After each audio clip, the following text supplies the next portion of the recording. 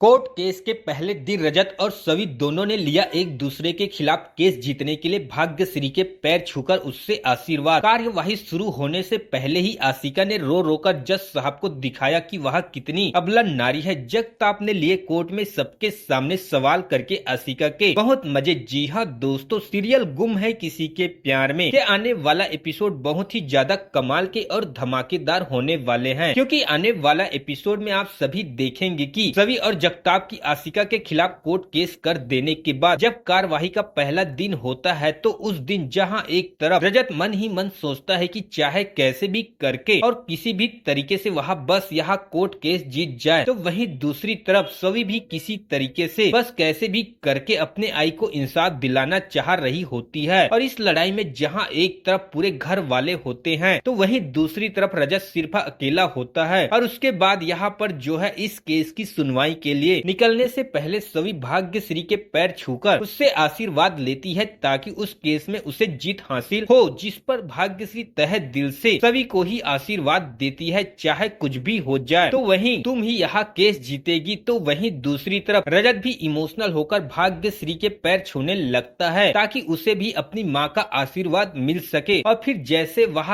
भाग्यश्री के पैर छूता है तो भाग्यश्री को समझ में नहीं आता कि आखिर वह रजत को क्या आशीर्वाद दे, जिसके बाद फिर वह रजत को कोर्ट के जीतने का तो नहीं बल्कि यह आशीर्वाद देती है कि भगवान उसे सद्बुद्धि दे। और फिर इस तरीके से सारे लोग सुनवाई के लिए कोर्ट पहुंच जाते हैं, जहां पर सुनवाई शुरू होते ही सबसे पहले जगताप कटघरे में किसी और को नहीं बल्कि आशिका को बुलाता है। लेकिन जैसे ही वह आशिका से कोई भी सवाल पूछता वैसे ही आशिका कोर्ट में सबके सामने जज से कहती है कि कार्यवाही शुरू करने से पहले मुझे आपको कुछ बोलना है, जिस पर जज साहब आशिका से कहते हैं कि आपको पता है न कि आप यहाँ पर खड़े होकर जो भी बोलेंगे वह सारी चीज इस केस के लिए रिकॉर्ड की जाएगी और हो सके तो वह सारी चीज आपके खिलाफ भी इस्तेमाल हो सकती है। इस पर आशिका कहती है कि जज साहब मुझे इस बारे में सब कुछ पता है, लेकिन फिर भी मुझे आपको कुछ बताना है, कुछ कहना है। जिस पर जज साहब आशिका से कहते हैं कि बोलिए आपको क्या बोलना है। जिसके बाद फिर आशिका अपनी आंखों से नकली आंसू गिराने लगती है और जज साहब के सामने रोते रोते कहती है कि मैं एक तलाकशुदा औरत हूँ और जिसके पति ने उसे अकेला छोड़ दिया और अकेले ही इस दुनिया से लड़कर मैं अपने छोटे से बच्चे की देखभाल करती हूँ। और आप जानते ही हैं कि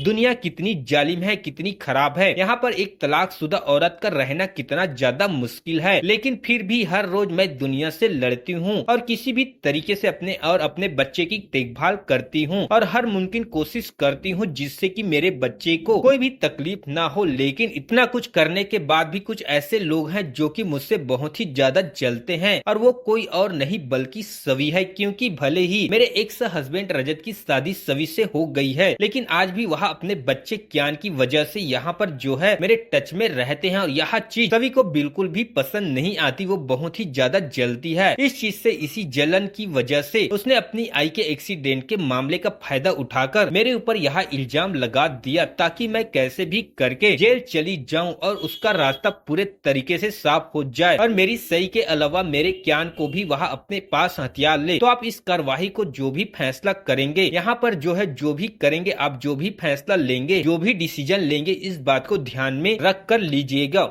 और फिर इस तरीके से आशिका आंसू बहाकर जज को यह साबित करने की कोशिश करती है कि वह बहुत ही बेचारी है और बहुत ही अबला नारी है। और आशिका के इस लंबे चौड़े नाटक करने के बाद कोर्ट में जगताप को बड़े जोर से हंसी आ जाती है और वह सबके सामने आशिका से कहता है कि आपने कभी एक्टिंग में ट्राई किया कि नहीं, आपने कभी फिल्मों में या फिर सीरियल में काम करने का सोचा नहीं, क्योंकि आपकी एक्टिंग तो बहुत ही जबरदस्त है। अगर आप फिल्मों में यहाँ पर एक्टिंग करने का ट्राई करती तो आप बहुत ही बड़ी एक्ट्रेस बन सकती थी, क्योंकि आपने जो एक्टिंग की है वह तो बड़े बड़े एक्टर भी नहीं कर पाते। और इस तरीके से जगताप कोर्ट में आशिका मजाक उड़ाते हुए कहता है कि हाँ जज साहब, यह वाकई में अबला नारी है जो कि अपने बॉयफ्रेंड के साथ रहती है और बड़े बड़े गाड़ी में घूमती है और यह इतनी अबला नारी है कि इसके 10 साल बेटे के पास भी उसकी अपनी खुद की कार है। और यह अबला नारी हर रोज अलग अलग पार्टी ऑर्गेनाइज करती है, पार्टी में यहाँ पर घूमती है और अपने 6 महीने की छोटी सी जब इसकी बच्ची थी तो जिस जिसका नाम इन्होंने अभी थोड़े देर पहले लिया, उसे यहाँ पर अपनी मर्जी से छोड़कर अपने पति के होते हुए भी अपने बॉयफ्रेंड के साथ चली गई। वाकई में जज साहब, इसके जैसे अबला नारी तो मैंने आज तक नहीं देखी। कितनी दुख है इनकी जिंदगी में। फिर जगताप की इन सारी बातों को सुनकर रजत को छोड़कर उसके सारे परिवार वाले बहुत ही ज्यादा हंसने लगते हैं। तो वहीं आशिका शर्म से पूरे तरीके से पानी पानी हो जाती है। जिसके बाद फिर जगताप जज साहब से कहता है कि जज साहब, अगर इनका दुखड़ा रोना गाना सब कुछ खत्म हो गया हो तो हम अपनी कार्यवाही को शुरू कर सकते हैं। जिस पर जज साहब कहते हैं कि हाँ, आप अपनी कार्यवाही को शुरू कीजिए। जिसके बाद फिर जगताप आशिका से ऐसे ऐसे सवाल पूछना चालू करते हैं जिससे कि आशिका का मुंह पूरे तरीके से बंद हो जाता है और वह इतनी ज्यादा घबरा जाती है कि उसे समझ में नहीं आता कि जगताप के इतने सारे सवालों का जवाब आखिर वह